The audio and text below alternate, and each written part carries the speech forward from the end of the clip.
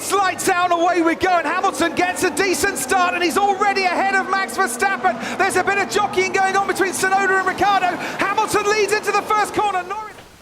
Yo, what up F1 and IndyCar fans? Welcome to Formula Fun Racer!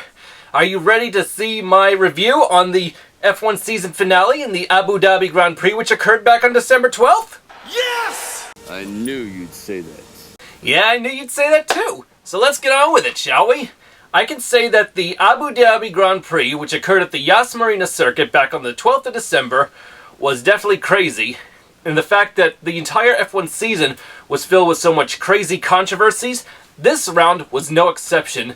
There was controversies in this event too. In fact, so many that I can't even count or know them all. In fact, if you try to put it all together, it'll make you go bananas. Me? It's making me feel like I'm going like this. While the start of the race turned out beautifully for the front runners, it was already off to a bad start for the Team Haas, as their Russian driver Nikita Mazepin had to withdraw before the race because he had recently been tested positive for COVID-19. His German teammate Mick Schumacher would finish a measly 14th. But at the start of the race, Lewis Hamilton took the lead after Max Verstappen started on pole, and would lead it until lap 15 when Max's Red Bull teammate Sergio Perez of Mexico would come out of nowhere to take the lead for 5 laps over Lewis. And boy, did that help Max in some capacity to keep up, kind of like giving his teammate a tow or something from behind. By lap 21, Max would get closer, but Lewis would retake the lead from Sergio Perez. But a few laps later, for 2007 F1 champion Kimi Raikkonen of Finland in his 349th F1 start and final race before retiring, his brakes failed going into turn 6 and he ended up in the tire barrier. So this is down into turn 6, and that absolutely looked like a braking issue. Yeah. Now you may think after an accident like that he could simply limp back to the pits and replace his front wing, right? Well, he did, but unfortunately he had to retire after that because his brakes were shot, so there was no way he could continue on after that despite the minimal external damage to his car. So, he was out in his final race before retiring, although the crowd would cheer him and applaud him for his efforts, and we will miss you in F1, Kimi. Godspeed, as Valtteri Bottas of Finland will be taking your place. It was a double whammy later on for Alfa Romeo when his teammate Antonio Giovinazzi was out with engine troubles. It was no better for Team Williams either, as George Russell, shortly after Kimi Raikkonen found the barrier, his engine quit on him too. But a bigger point in the race would be when the other Williams driver, NicholasLatifi of Canada, would spin out and create quite the controversy that we F1 fans had yet to see.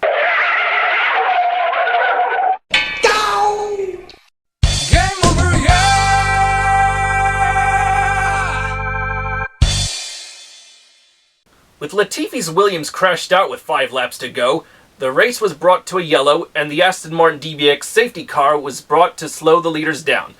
Lewis Hamilton's Mercedes would stay out on his hard compound tires, but championship contender Max Verstappen of Red Bull would pit under yellow to switch from hard to soft tires, which would undoubtedly play a vital role in the difference of the outcome of this race.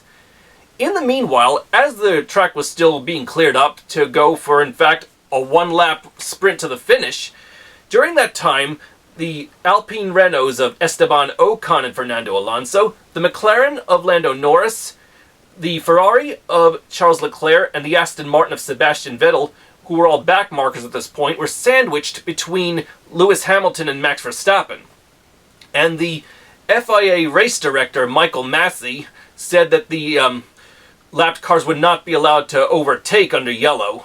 But then, shortly after, he said let him go or something, which of course infuriated Toto Wolff, the Mercedes team director, for some reason, which I just don't understand. That's one of the biggest controversies in this accident, because, like, apparently the FIA or the race directors or stewards just couldn't make up their minds with the rules and just stick with it. The way that these aerodynamic rules actually screwed over Aston Martin with their aerodynamic plans at the start of the year. I mean, like, the FIA just can't seem to keep their rules consistent, can they?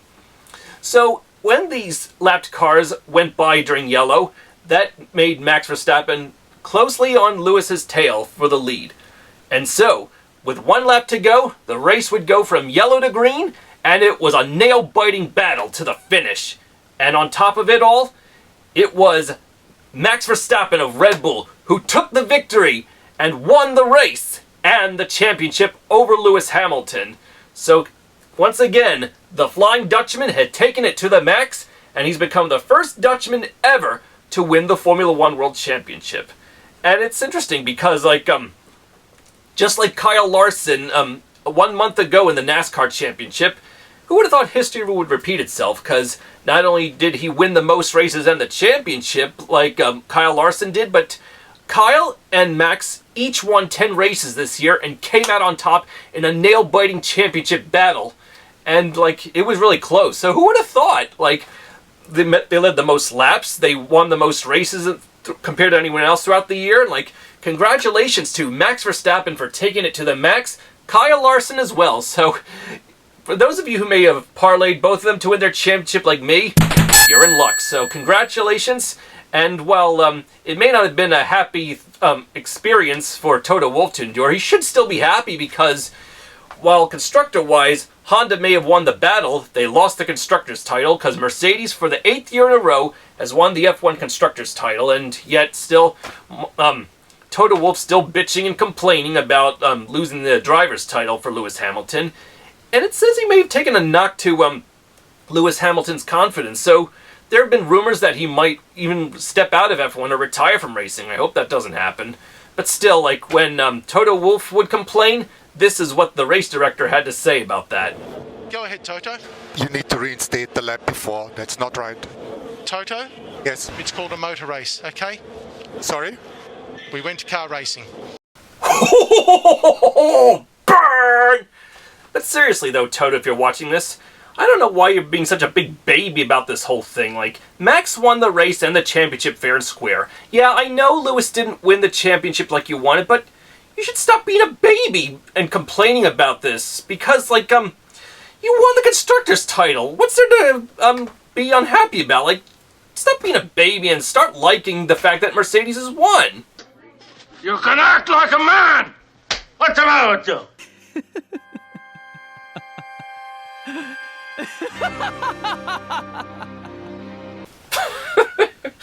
Man, I wish I had his looks.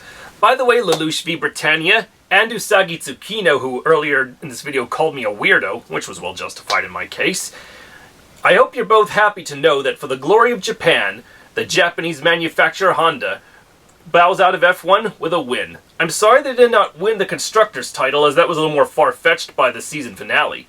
But if Honda's going to bow out of F1, it's nice to know they went out with a bang, winning the final race of the season. And if you want to see Honda race, tune in to IndyCars, as I also have some IndyCar news to represent. In my last video, I said that former IndyCar driver and NBC Sports commentator Paul Tracy has parted ways with NBC. Another Canadian will take his place in the booth, and it'll be James Hinchcliffe. So we've got another Canadian to give us some IndyCar insight, eh? While it'll be great to see what you give to NBC, James Hinchcliffe, I'll also be interested to see if you can at least get a one-race deal to race in the Indy 500 in May. I hope it happens. And hopefully maybe a full-time in racing sometime again in the future, who knows. In other IndyCar news, I can also say that Ed Jones' replacement at Dale Coyne has been confirmed to be David Malukas, who will be backed by his father, who is the owner of HMD Motorsports, so that'll be good. So, with Dale Coyne having 2 entries full-time, the other with Takuma Sato, he has co-partnership with 2 different people in both these entries. HMD Motorsports with David Malukas, and Takuma Sato with Rick Ware Racing. I sure hope a 3rd entry is possible this year, and if it is, if it's Rick Ware's son Cody, that'd be great, because for those who don't know or have forgotten, Cody Ware is on the autism spectrum just like me, and if he makes the field, which he unfortunately had to withdraw because of lack of funding this year, I'd be blessed to see this. So I hope the first driver to be diagnosed with autism racing in the Indianapolis 500, even if he doesn't come close to winning, would be a treat for, and possibly inspiring for a lot of other people on the spectrum.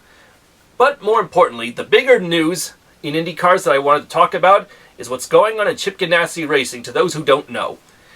You know now that Jimmie Johnson, 7-time NASCAR champion, raced all on the road and street courses throughout the season, but didn't race in the ovals, except one. But it wasn't the Indy 500. So the biggest news is the fact that Jimmie Johnson is going to race all the races in the 2022 season, which means he will be racing or hoping to qualify for the 2022 Indy 500!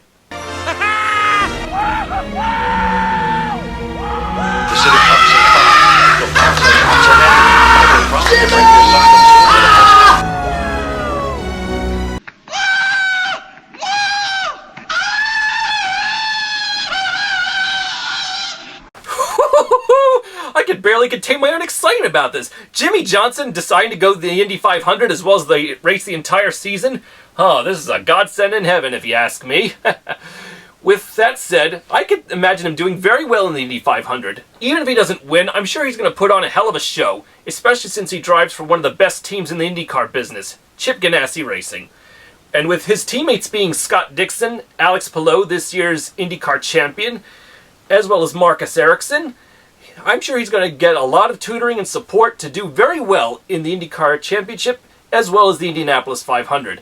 But for the Ovals and Indy 500, Tony Kanaan will be the 5th IndyCar entry for the team. So, with a colorful lineup like Ericsson, Palou, Dixon, Kanaan, and Johnson, I'd say Chip is a real one off the old block.